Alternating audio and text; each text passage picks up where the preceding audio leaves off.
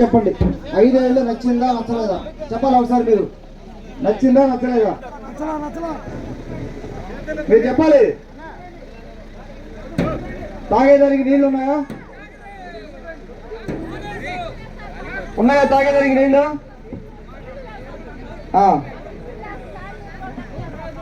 కాలనీలు కూడా లేవు. ఇక్కడ శ్మశానం కూడా ఏదో కావాలంటే అది కూడా లేదు. ఏమన్నా ఒక చిన్న రోడ్డు అన్న వేసారా మీ దాంట్లో? మీ కాలనీల్లో అమ్మ ఒకటి అడుగుతున్నా నేను, మీ కాలనీల్లో ఒక్కటి ఏదైనా డెవలప్మెంట్ పని చేశారా? ఏదైనా ఉపయోగపడే ఒకటి చేశారా చెప్పండి. ఒకటి చెప్పండి. ఏం చేయలేదు.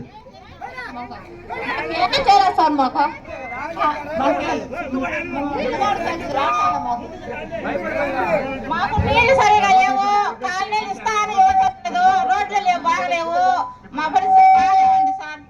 బాగలేదు కదా, అందరూ అగ్రి అవుతారు, బాగలేదు కదా, అందరూ చెప్తున్నారు కదా అది. మరి ఇప్పుడు ఏం చేయాలి? ఎలక్షన్లు వచ్చినాయి కదా, ఇప్పుడు ఓట్లు మీ చేతిలో ఉన్నాయి. ఏం చేయాలి ఇప్పుడు? మార్చేద్దామా? గట్టిగా చెప్పండి. మార్చాలి.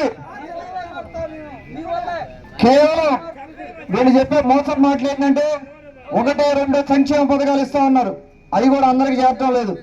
అవి చెప్పి మేము సంక్షేమ పథకాలు ఇస్తున్నాము ఇంకంతే, మీరు హ్యాపీగా ఉండండి అంటున్నారు. ఎట్లా హ్యాపీగా ఉండాలి?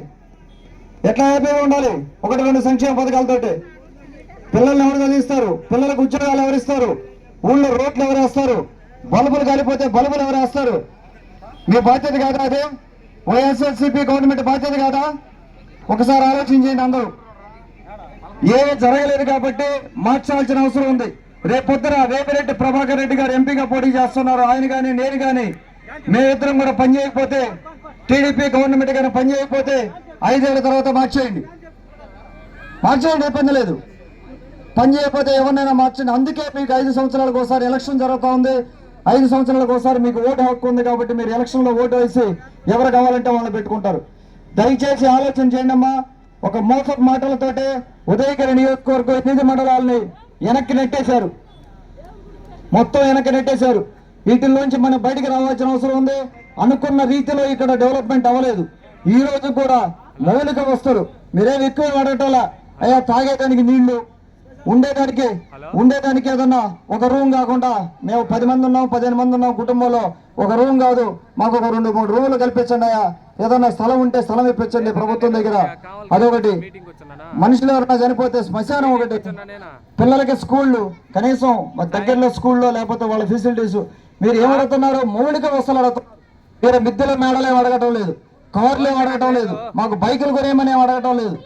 మా తిప్పలు మేము పడతాము, మా కాళ్ళ మీద మమ్మల్ని నిలబెట్టండి, మేము సంపాదించుకొని మేము ఉంటామని చెప్తున్నారు. అంతేనా మీరు అడిగేది? అంతే కదా మీరు అడిగేది? మీరేమైనా కార్లు కొనేమని అడుగుతున్నారా? ఆ మాత్రం కూడా లేకపోతే ఎవరు చేస్తారు? మీ గురించి ఎవరు పట్టించుకుంటారు? ఒకసారి ఆలోచన చేయండి.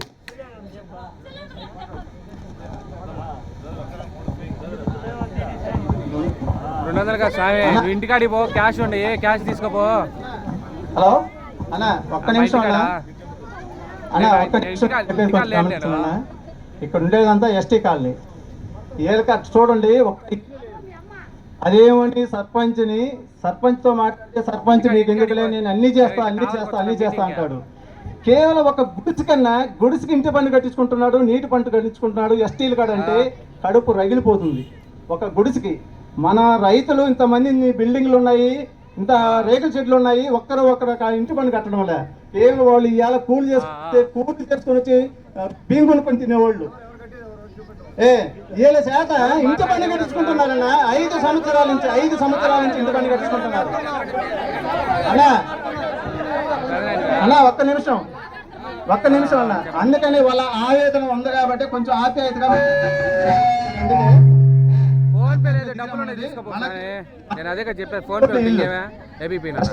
అంటే వాడు మనం ఏది చెప్పినా కూడా నమ్మేవాళ్ళు, మనం ఏది చెప్తే బెదిరించి ఎదిరిపోయేవాళ్ళు. అలా బెదిరించి వాళ్ళు ఈ రోజు వాళ్ళని ఇలా ఎంత కోపంగా మాట్లాడుతున్నారో ఒకసారి అర్థం చేసుకోండి. నేను కాలనీలోకి వచ్చి కూడా 4 నెలలు అయింది. మన యువగలం రోజు అందరినీ కదిలిచ్చాను యువగలానికి.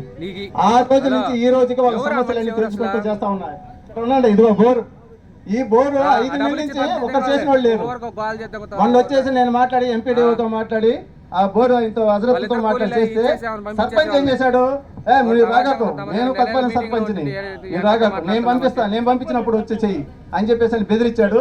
మళ్ళీ మధ్యాహ్నం వచ్చి చేశారు. 2వ తేదీ వీళ్ళ పెళ్లి, వీళ్ళ పాపది పెళ్లి రోజు వీళ్ళకి నీళ్ళకి ఎంత ప్రాబ్లం, ఇక్కడ నీళ్లు కూడా రావటం ఇక్కడికి అంత ఇబ్బందులు పడుతుంటే ఇక్కడ నేను కూడా నిలబడి ఇక్కడ మీకు అందరికీ మీకు ఏం కావాలో చెప్పండి. నేను సరే ఎస్టీ కాలనీలో ఒక్క గ్యాస్ లేదు, ఒక్కరికి ఒక్క కనెక్షన్ లేదు